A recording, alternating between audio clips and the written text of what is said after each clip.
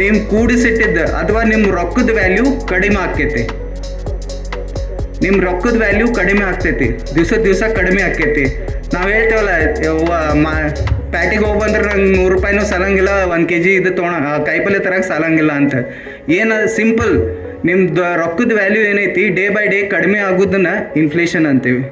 ಅದಕ್ಕೆ ನೀವು ಸೇವ್ ಮಾಡಿದ್ರೆ, ನೀವು 100 ರೂಪಾಯಿ ನಿನ್ನೆ ಇಟ್ಟಿದ್ರೂ ಇವತ್ತು 100 ರೂಪಾಯಿನೇ ಇರ್ತೈತದೆ, ಅದು ಹೆಚ್ಚಿಗೆ ಆಗಂಗಿಲ್ಲ.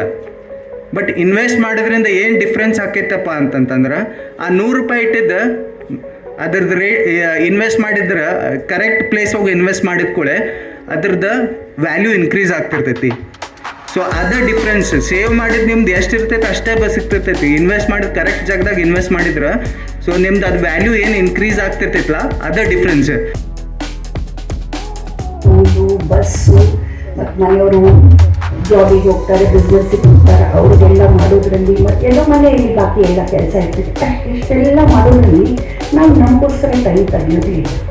V don't invest in our self. ಆವಾಗ ಒಂದು ಸ್ವಲ್ಪ ನಾವು ಟೈಮ್ ಕೊಟ್ಟು ನಮಗೇನಾದರೂ ಹಾಬಿ ಇದ್ರೆ ಹಾಬಿ, ಏನಾದರೂ ವಾಟ್ ಎವರ್ ನಮ್ಗೆ ಏನು ಖುಷಿ ಕೊಡ್ತೈತಿ ಅದಕ್ಕೆ ನಾವು ಸ್ವಲ್ಪ ಟೈಮ್ ಕೊಡೋಣ.